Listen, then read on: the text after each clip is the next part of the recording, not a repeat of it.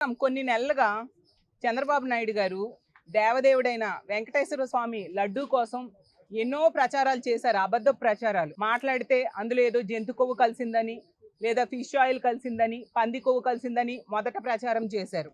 మళ్ళీ చెప్పారు నెయ్యి ఎక్కడైనా 330కి వస్తుందా, 350 రూపాయలకి కేజీ నెయ్యి దొరుకుతుందా అనేసి అతనే మాట్లాడడం జరిగింది. మొన్న తీసుకుంటే సుప్రీంకోర్టు వేసిన సిబిఐ దర్యాప్తు నివేదిక ఏం చెప్పింది, అందులో జంతు కొవ్వు కానీ ఫిష్ ఆయిల్ కానీ పంది కొవ్వు కానీ కలవలేదు అని స్పష్టంగా చెప్పడం జరిగింది. ఎందుకు చంద్రబాబు నాయుడు గారు ఆ దేవదేవుడు లడ్డు మీద ఇలాంటి ప్రచారం చేశారని అందరూ ఆశ్చర్యపోయారు. ఇప్పుడు తేలిన విషయం ఏంటంటే ఇందాపూర్ అనే కంపెనీకి 680 రూపాయలకి కేజీ చొప్పున నెయ్యి కాంట్రాక్ట్ ఇవ్వడం జరిగింది. ఇంతకీ ఇందాపూర్ ఏది అనేసరికి హెరిటేజ్ తాలూకా మ్యానుఫ్యాక్చరింగ్ కంపెనీ అది. అంటే హెరిటేజ్కి వ్యాపార అనుబంధ సంస్థ ఆ ఇందాపూర్ అనేది.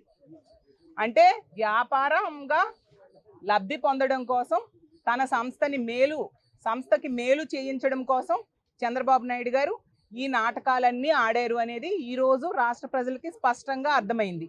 ఈ ఇందాపూర్ అనే కంపెనీ గతంలో 2014 నుంచి 19 మధ్య చంద్రబాబు నాయుడు గారు ముఖ్యమంత్రిగా ఉండేటప్పుడు అప్పుడు కూడా నెయ్యి సప్లై చేయడం జరిగింది. కానీ కల్తీ నెయ్యి సప్లై చేస్తున్నారని అది రిజెక్ట్ కాబడిన సంస్థ.